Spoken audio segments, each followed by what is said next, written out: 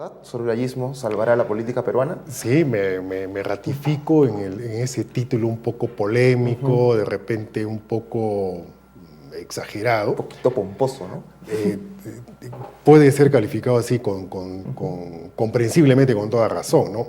Pero hay un motivo que me llevó a poner este título, ¿no? Precisamente el hecho de que la política está muy cuestionada, muy venida a menos, los casos se repiten día a día, congresistas que están involucrados en hechos bochornosos, en contratar trabajadores fantasmas, Que son ¿no? precisamente del APRA, el partido que ella fundó. El ¿No caso, sería mejor ponerle puesto sorulayismo salvará al APRA?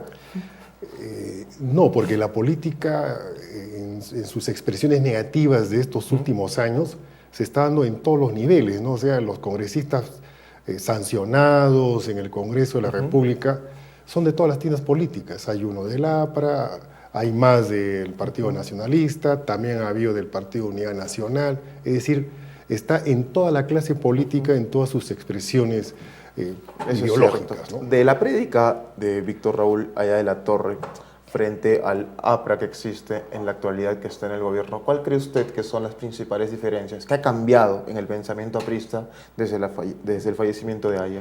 Bueno, los tiempos han cambiado, ¿no? O sea, cuando Haya de la Torre irrumpe en la política y escribe y publica su primer libro orgánico, que es El antiimperialismo del APRA, pues lo hizo en el año 1928.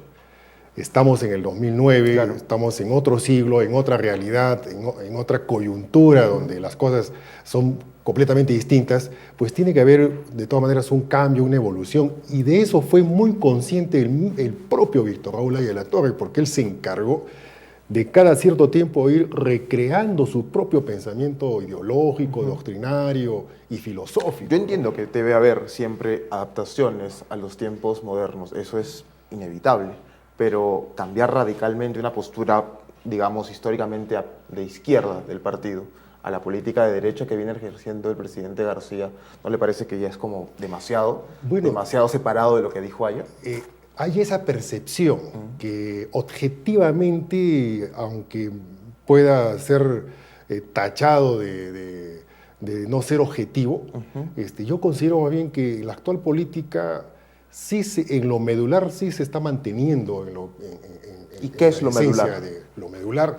El APRA no es estatista ni es privatista, o sea, es lo poco Pero que pareciera no se- lo contrario y en dos momentos distintos. En el 85 estatista, ahora privatista. No, el mismo Alan García reconoció que su gobierno del 85 no fue allista, fue velasquista. Y entonces ahí sí hubo un error. Y no gobernó Alan, gobernó Velasco. eh, pero con la influencia pues, del estatismo, las empresas eran del Estado y el Estado era el que tenía que solucionar los problemas grandes, medianos y hasta pequeños. ¿Y cuándo va a ser aprista el gobierno entonces? No. ¿Cuándo va a ser aprista? Es una construcción, no es una cosa sencilla. Lo importante es que el APRA se identifica con la libertad, con la democracia, con la justicia social. Y yo acá sí señalo que hay notables diferencias del aprismo con el neoliberalismo. Por ejemplo, nosotros no privatizamos, no proponemos la privatización de las empresas del Estado que actualmente siguen siendo patrimonio del Estado. Nos ratificamos en que deben seguir, ¿cuáles? Petroperú, Sedapar, las empresas eléctricas. Nos ratificamos que estas empresas deben continuar siendo propiedad del Estado, empresas públicas. Pero se firman tratados que de alguna forma le dan demasiadas libertades a la empresa privada para invertir, ¿no? Pasa con los terrenos que se venden en la selva, Claro, cosas por el estilo. Claro, se observa eso como que hay un apoyo incondicional al sector privado. Lo que pasa es de que los apristas tenemos que entender que el capital juega un rol en el desarrollo de los pueblos, en la solución de los problemas. El Perú necesita una ingente cantidad de millones de dólares para poder acometer las grandes obras que se necesitan, sobre todo de infraestructura. Y ese dinero no lo tiene el Estado, ni lo tienen los capitalistas nacionales.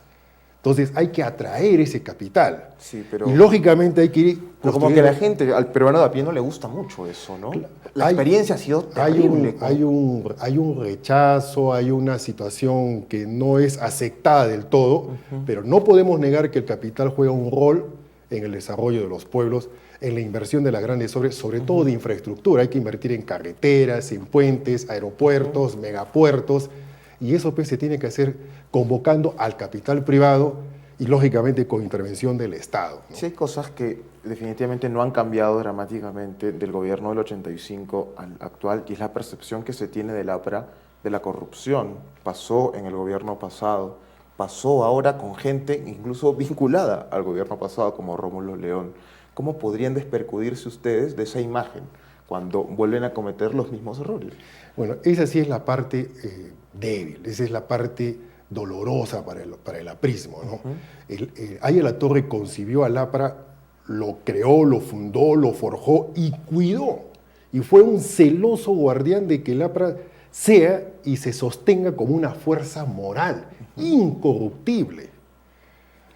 Pero eso no funcionó. Y los grandes ejemplos de esta posición ética consecuente, pues los tenemos en una buena cantidad, ¿no? Manuel Arévalo, Búfalo Barreto, Luis Negreiros, que ofrendaron su vida. Y después los grandes líderes forjadores del aprismo, que vivieron siempre en una noble pobreza. Pero Luis también Alberto hay una Sánchez, buena cantidad de ¿ya? los otros. Claro, ahora y sí. que actualmente están en gobierno. Ahí están las Felizmente- denuncias contra Velázquez Quisqueñ y este intento de copamiento, que es otra de las grandes denuncias que siempre ha habido contra el APRA, esta carnetización. Por lo menos hay la posibilidad de que hayan denuncias y que éstas se investiguen y que se puedan sancionar, ¿no?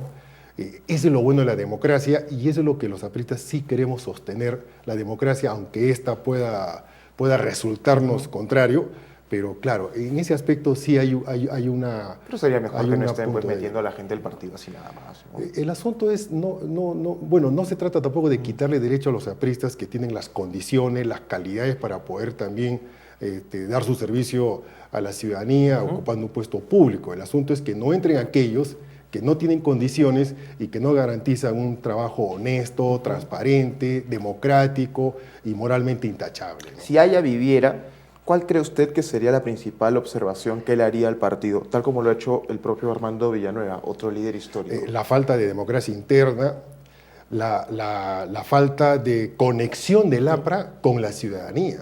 Yo puedo afirmar ahora, haciendo una autocrítica apristamente, de que el APRA en estos momentos no es el partido del pueblo. Y nuestra Que era su eslogan por y nuestra no por esencia historia. es ser el partido del pueblo, ser el partido de los campesinos, de los obreros, de los desposeídos, ¿no?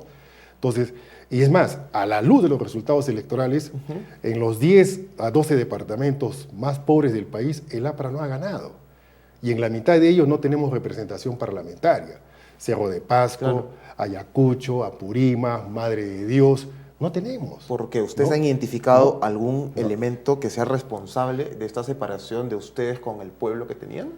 Bueno, sin duda alguna, el partido ha entrado en un proceso de aislamiento peligroso, en un proceso de espaldas a la ciudadanía, ya no investiga, ya no se conecta, ya no convoca a los líderes populares, ya no saca la cara por el pueblo, ¿no? O sea, esa es una crítica que hay a La Torre.